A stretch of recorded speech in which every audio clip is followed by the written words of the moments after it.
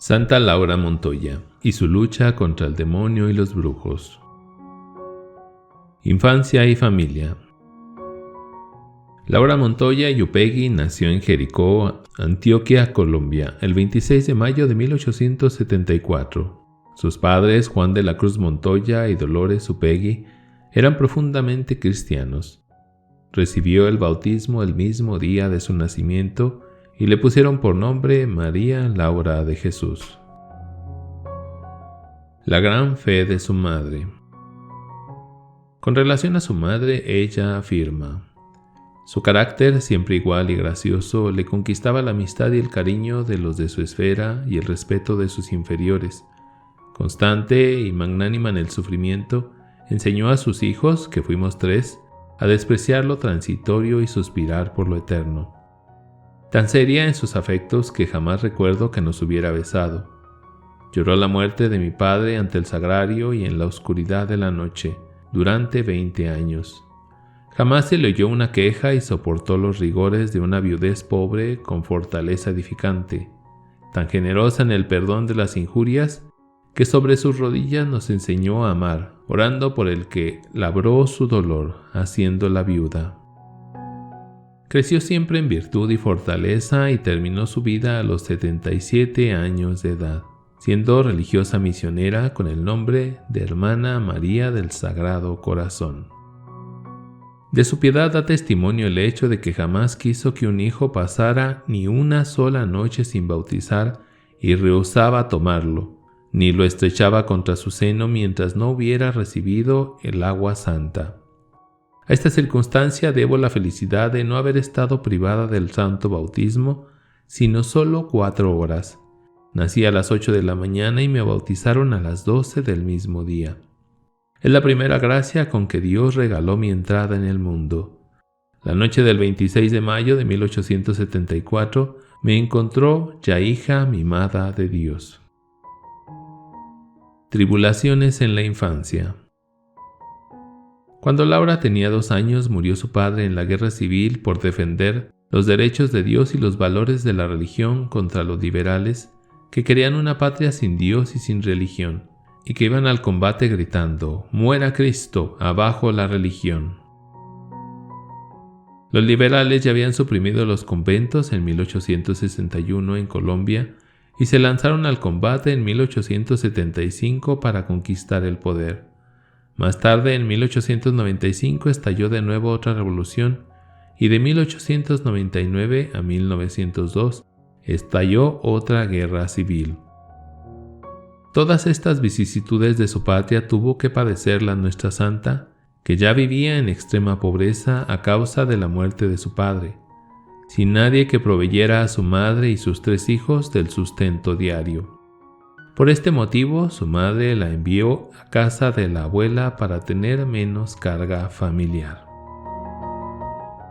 Oración por los enemigos.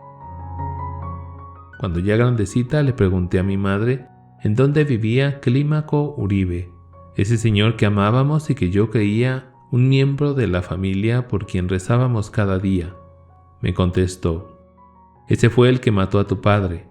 Debemos amarlo, porque es preciso amar a los enemigos, ya que ellos nos acercan a Dios, haciéndonos sufrir». Con tales lecciones era imposible que, corriendo el tiempo, no amara yo a los que me habían hecho el mal. Amor al Santísimo Sacramento. Ella afirma: tendría unos 7 años y ya advertía la presencia de Jesús en el Santísimo Sacramento. Fui al pueblo a estar unos días con mi madre y gustaba de irme a la iglesia desde muy temprano. Aunque la Santa Misa fuera a las 8, yo estaba al pie del altar desde las 6. Leía oraciones y, sin entenderlas, me agradaban. En compañía de otra niña me dieron el encargo de recoger una cantarilla, rifa, de una señora pobre y me impuse el trabajo de hacer una visita al Santísimo entre casa y casa de las que tocaba para la cantarilla, aunque éstas fueran continuas o muy distantes de la iglesia. Subí hasta el altar para hacer la visita. Fueron tantas las visitas como casas tenía el pueblo. Esto me prueba que tenía fe en la Santa Eucaristía.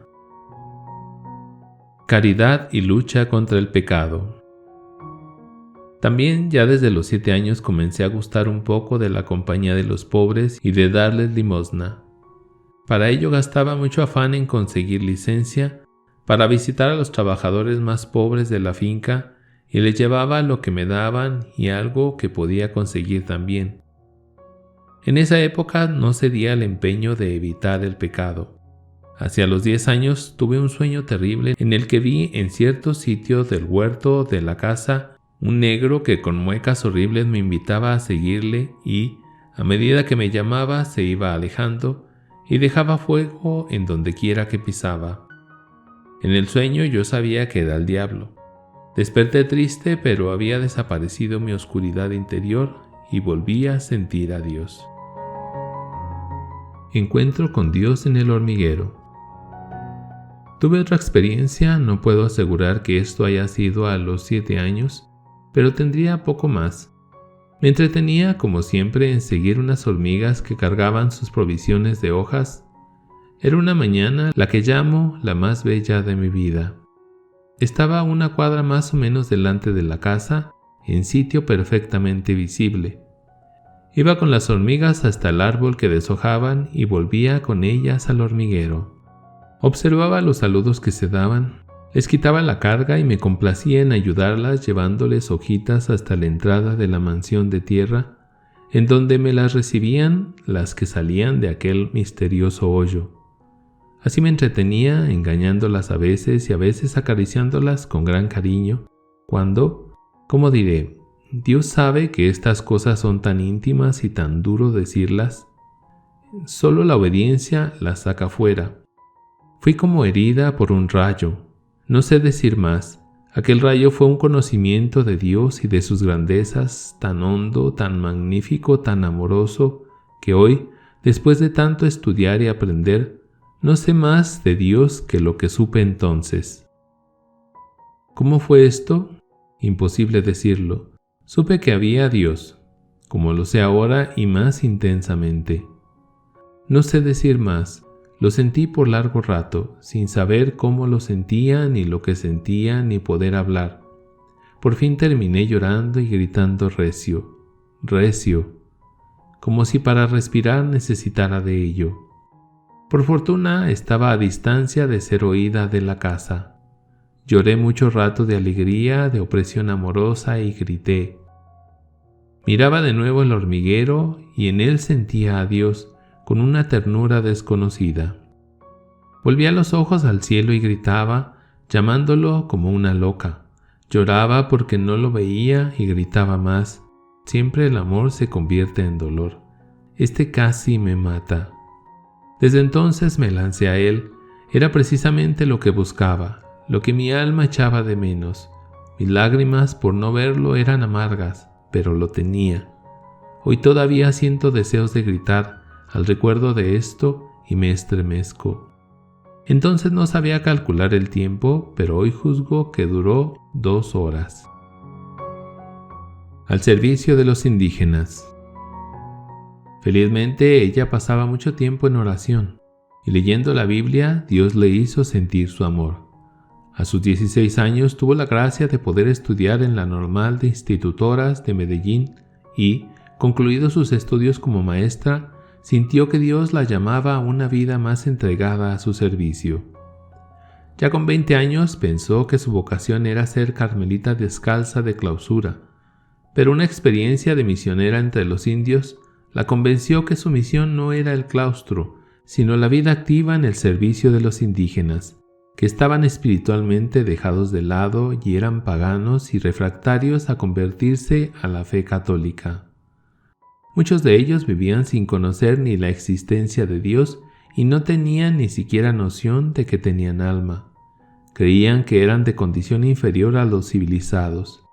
Habían sufrido mucho por sus abusos y eran muy desconfiados con la gente, los blancos civilizados. Por otra parte, estaban tan familiarizados con los animales o tan identificados con ellos que todavía se encontraban indias que lactaban a los perros o a los monos pequeños como si fueran hijos suyos. Por eso sintió tal amor por estos indígenas abandonados a su suerte espiritual, que quiso dedicar su vida a su servicio, dándoles a conocer su dimensión espiritual, que tenían un alma y que no eran en nada inferiores a los demás seres humanos, a pesar de haber sido discriminados. Misión dura y peligrosa. Recibió muchas críticas de parte de algunos prudentes que consideraban que era demasiado peligroso para ellas por las condiciones de la selva y por las dificultades que presentaban los indios para su conversión. Pero con amor, paciencia y generosidad se fueron abriendo camino. Y lo que no pudieron hacer durante muchos años los hombres misioneros, ellas lo consiguieron con ternura, amor y las bendiciones de Dios. Misioneras de María Inmaculada y Santa Catalina.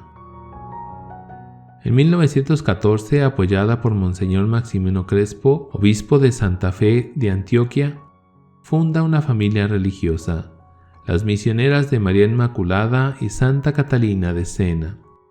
Obra religiosa que rompe moldes y estructuras insuficientes para llevar a cabo su ideal misionero según lo expresa en su autobiografía. Necesitaba mujeres intrépidas, valientes, inflamadas en el amor de Dios, que pudieran asimilar su vida a la de los pobres habitantes de la selva, para levantarlos hacia Dios. Contra el demonio. La Madre Laura tuvo muchas experiencias contra el demonio a lo largo de su vida. Veamos algunos ejemplos que ella nos cuenta. Emprendimos una cruzada de oraciones pidiendo la conversión de las pobres niñas de un colegio de Medellín que pasaron al nuestro. Cuando ya casi desesperaba de conseguirlo, me llamaron en secreto y me dijeron: «Nosotras no nos confesaremos porque lo hemos hecho siempre sacrílegamente, y como ahora usted nos ha hecho ver la gravedad de la comunión sacrílega, no lo haremos más, pero tampoco somos capaces de confesar las faltas que venimos callando hace mucho tiempo. En consecuencia, nos retiraremos del colegio».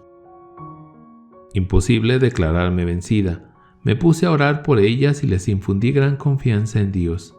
Aquellas pobres niñas se confesaron, bañadas en lágrimas, y fue una conversión muy cierta. La noche del día en que se confesaron, puse a las internas a estudiar en el dormitorio para yo acostarme un momento, pues estaba rendida de cansancio. Mi cama estaba cubierta por un toldillo que no llegaba al suelo, y desde ella podía vigilar el estudio perfectamente. Tan pronto como me recosté oí, pero no con los oídos materiales, sino de otro modo, que oír era entender. No sé cómo puede ser esto, pero oí que el demonio venía y que decía: «Voy a vengarme de esta advenediza que me ha arrebatado lo que yo poseía con justos derechos». Como este oír era entender, yo comprendí que la advenediza era yo, y que lo poseído por el demonio eran las pobres niñas que se habían confesado. Esto pasaba sin dejar de oír el estudio de las niñas en historia natural. Me senté a esperar al demonio y muy pronto vi llegar por debajo del toldillo un animal parecido a un perro o lobo, con cascos de mula y unos cuernos negros muy retorcidos. Entró y, sin abrir la boca, me repitió las mismas palabras, que oí del mismo modo, y agregó que se vengaría de mí, metiéndole una tentación a mi hermano, quien estaba en el cuarto del zaguán con una sirvienta que se hallaba muy dentro del interior de la casa, que era muy grande. Entonces no sabía yo que entre hombre y mujer hubiera tentaciones, ni de qué clase serían, por eso no me alarmé mucho. Pero el demonio me dijo después que tumbaría el colegio porque no podía resistirlo y que lo haría levantando una calumnia contra mí. Quise darle con el Cristo que tenía a la mano y lo alcancé para ello, pero me pareció hacerle mucho honor y me levanté, lo cogí de los cuernos que eran fríos, muy fríos, y lo torcí como haciéndole formar un remolino. Lo restregué contra el suelo y le dije que él no tenía que meterse en lo que era mío, y que no haría más que lo que Dios le permitiera.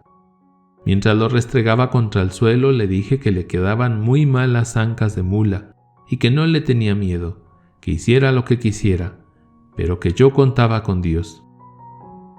Aquel animal producía contra el suelo un ruido como de cuero que se arrastra, y creí que las muchachas que estudiaban se habían percibido de él, pero el estudio continuaba lo mismo que antes. El animal salió por entre las dos hileras de estudiantes y yo salí detrás, preguntándoles a las niñas si no habían visto pasar un perro. Me contestaron que no, y seguí hasta el cuarto del zaguán, en donde encontré a mi hermano dormido.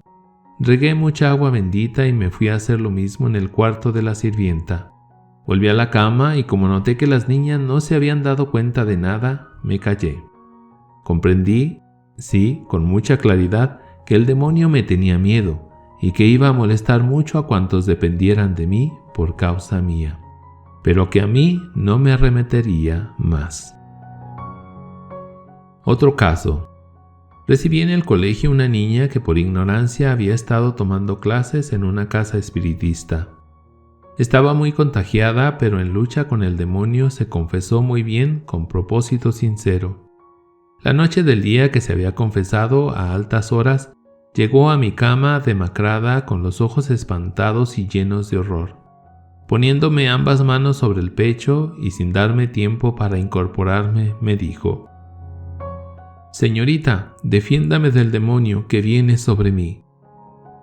Yo pude verla porque se dormía con luz. Me incorporé y no vi nada, pero sí dije con toda la autoridad del caso: «¿Qué tienes que ver, enemigo infernal, con la que ya es de Dios? En nombre del mismo Dios, retírate muy lejos de aquí». Inútil es decir que, si hubiera reflexionado, no hubiera sido tan determinante mi orden al demonio, pero sin pensarlo lo hice así. Tan luego como proferí esas palabras, la niña recobró la calma, sus ojos se serenaron y los labios cogieron el color ordinario. A la vez que se formaba a lo largo del dormitorio de las internas, que era muy grande, un ruido de viento impetuoso que las levantaba y que parecía como el ruido que forma una piel muy tiesa al sobrarse contra algo muy áspero. Todas las alumnas despertaron dando gritos. La niña de la historia había vuelto, como envuelta en el ruido, a su cama que quedaba en el extremo opuesto del dormitorio. Yo me fui a calmar a las muchachas. Todas querían contarme a la vez lo que habían oído y cómo les había alzado las camas, y me señalaban la puerta por donde decían que había salido ese ímpetu. La puerta estaba completamente cerrada, como la había dejado al acostarme.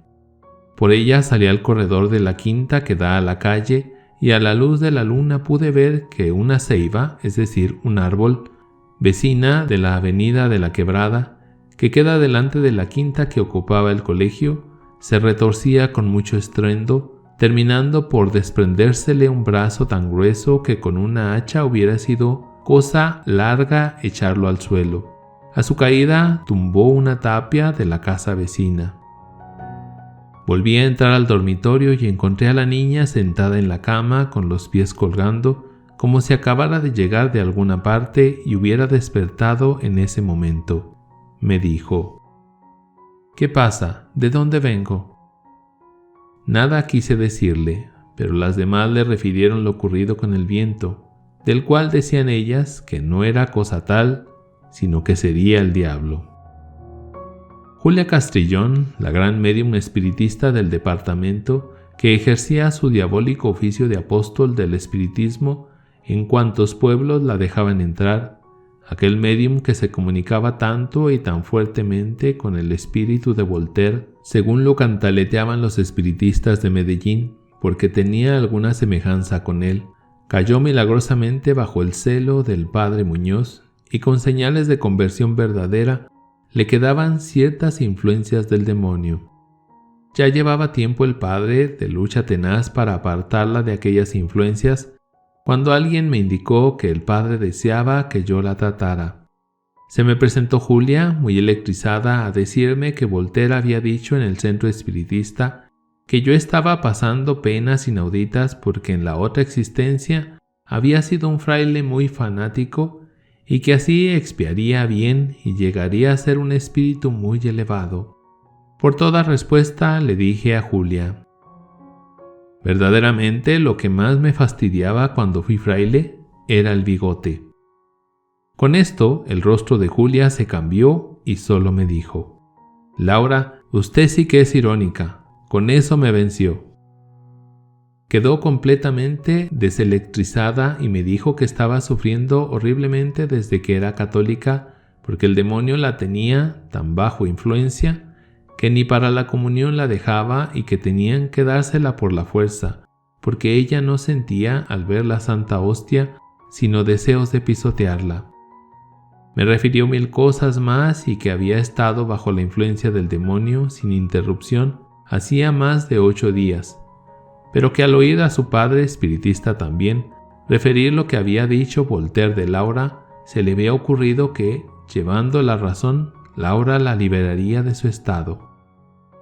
Cosa rara, con solo lo del bigote quedó esta criatura libre de aquel estado. A la vez, Voltaire pronosticaba que, si yo no hacía bien la expiación de esa existencia, siendo médium espiritista, los espíritus se vengarían de mí. No hice caso de tal cosa, pero desde entonces le ayudaba a la pobre Julia a salir de sus dificultades. Estando en la selva un día, después de preparar los matrimonios, procedimos a arreglar el altar para celebrar la Santa Misa. Se colocó una cruz muy alta y a un lado, debajo de una palma muy antigua, el altar.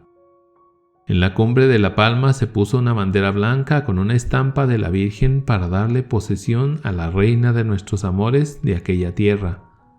Antes de la misa dijo el padre que debía exorcizar a los indios que no habían sido bautizados, a los vientos, a las aguas y aquella tierra que había sido del demonio siempre.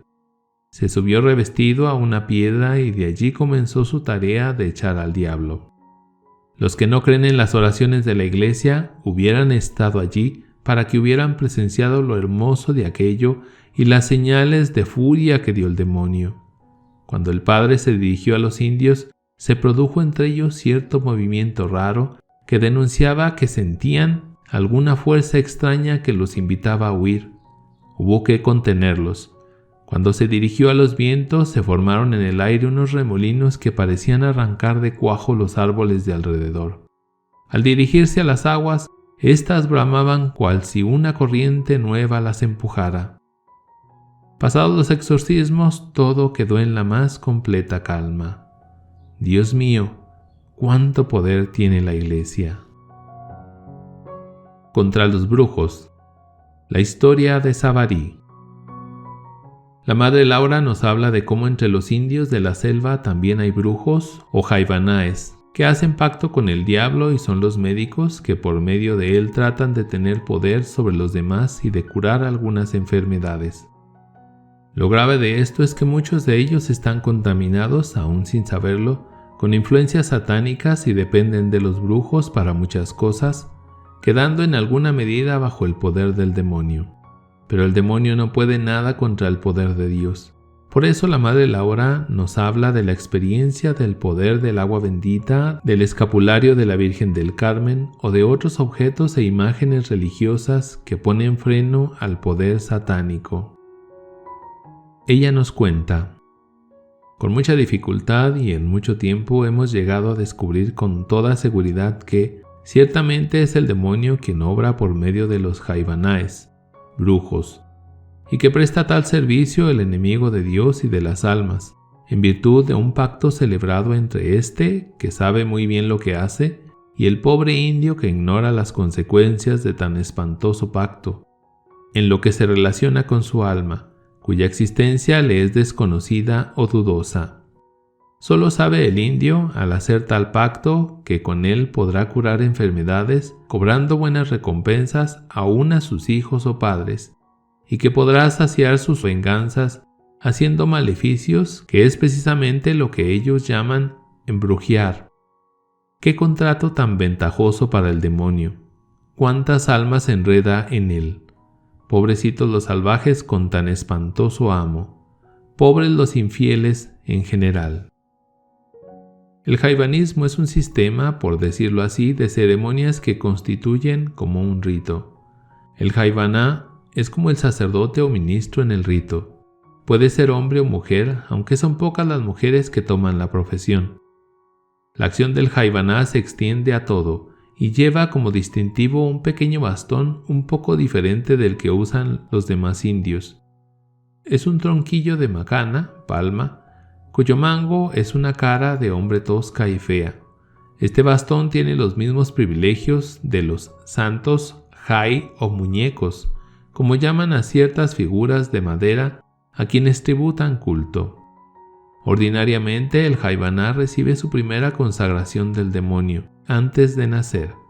Para ello, un jaibaná de gran categoría hace algunas ceremonias sobre la persona de la madre del que quieren consagrar, de modo que al nacer el niño ya es, como se dice, un pichón de jaibaná.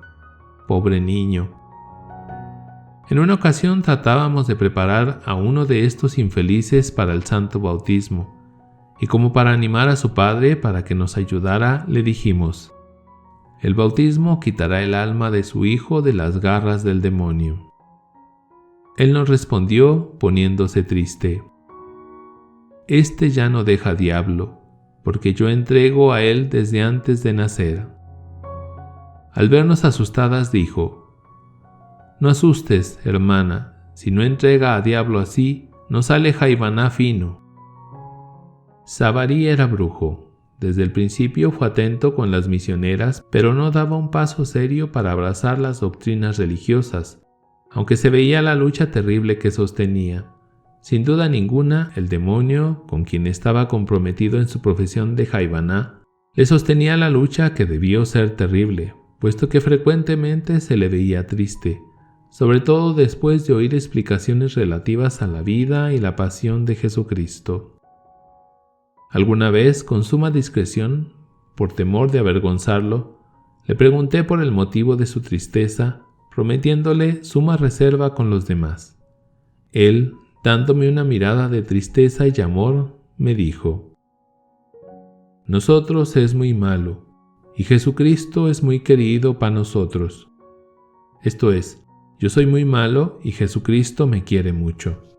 Esto motivaba su tristeza. Vi una vez más que Dios se impone a todos los corazones con sus influencias de amor y que solo quien cierra su corazón no las recibe. En otra ocasión el padre Elías, en conferencia privada con él, le habló algo de la pasión de Jesús y dice el padre con gracia que le vio caer una lágrima tan grande como un pan. Todo lo religioso lo conmovía, sobre todo la Sagrada Comunión le inspiraba los más ardientes deseos, traducidos en propósitos de enmienda para poderla recibir. Pero el pobre Savari estaba enredadísimo en asuntos y costumbres que lo alejaban de la Sagrada Comunión. Tampoco dejaba de asistir a las enseñanzas de las hermanas. Frecuentemente, después de las enseñanzas, permanecía ratos en silencio contemplando el cuadro de la Santísima Virgen. ¿Qué hace allí, Savari?, le preguntaba la hermana.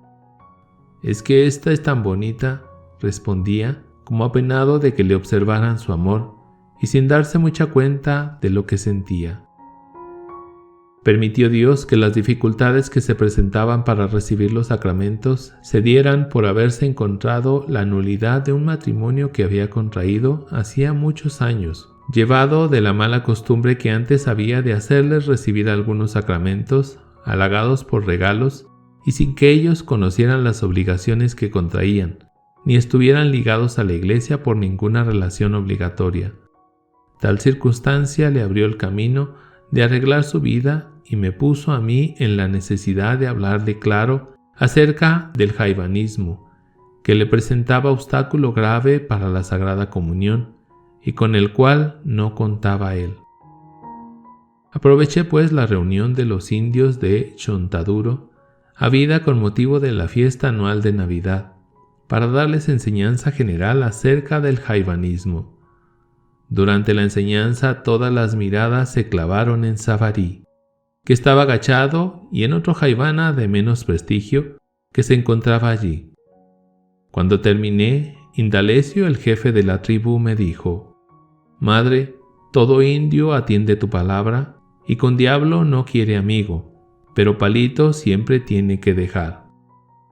Esto es, que había comprendido la enseñanza y que no querían continuar siendo amigos del demonio, que los Jaivanaes debían entregar los jai o muñecos que les sirven para recetar supersticiosamente.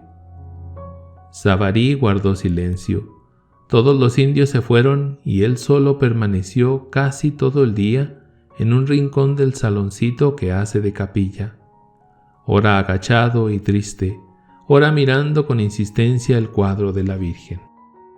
Las hermanas inútilmente trataron de sacarlo de aquel lugar. «Aquí está bueno, hermana, deja que yo quiere hablar con madre», pero no puede porque da tristeza. Por la tarde salió callado y se fue para su bollo muy arropado en su burubá. Nosotras redoblamos aquella noche, como es natural, nuestras oraciones en favor de aquel pobre que sostenía tan dura lucha con el demonio. Al día siguiente llegó, cariajado, silencioso, y me dijo: «Anoche no durmió nada yo». «¿Por qué?», le pregunté. Como quien se deshace de una carga, me dijo: «Yo no puede tener cuentas con enemigo de Dios. No puede mi alma perder y yo tiene mucho jai, muñecos». ¿Y no se siente con fuerza de abandonar el jaivanismo? «Sí, madre», me replicó. «Dios me ayuda. Yo quiero entregar los jai, pero quiero que vayas a mi casa». Se lo prometí y al día siguiente, desde que llegué al bollo, salió al cercado con todos sus jai atados en un solo manojo y me los entregó en medio de las lágrimas de sus hijos y de la ancianita madre que decía entre sollozos: «Ya se muere, mi hijo su bastón entrega, ya no cura». Al recibírselos le dije: «¿Queda muy triste?». «No, descanso, madre». Me contestó mirando al cielo como quien da gracias y luego añadió: «Dios todo ayuda». 2 días después vinieron a llevarlo a curar un enfermo que ofrecía pagarle muy bien, y contestó que ya no volvieran a contar con él para esas cosas, que gastaran el dinero en otra cosa, que él jamás se lo ganaría perdiendo su alma. Un mes después hizo su primera comunión con un fervor especial, y cuando le pido un poco de discreción delante de los demás indios para que no lo persigan, me dice: «No hagas presión, madre, que yo no tengo miedo, y Dios me ayuda». Su madre ha enfermado de pena y él dice: «Loca está mi mamá, si piensa que yo vuelvo a tener cuentas con el diablo».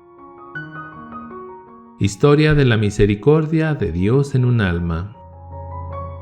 La autobiografía de la madre Laura Montoya, llamada Historia de la misericordia de Dios en un alma, es su obra cumbre, libro de confidencias íntimas, experiencia de sus angustias, desolaciones e ideales, vibraciones de su alma al contacto con la divinidad, vivencias de su lucha titánica para llevar a cabo su vocación misionera. Allí muestra su pedagogía del amor. Pedagogía acomodada a la mente del indígena, que le permite adentrarse en la cultura y el corazón del indio y del negro americanos. Últimos años de vida.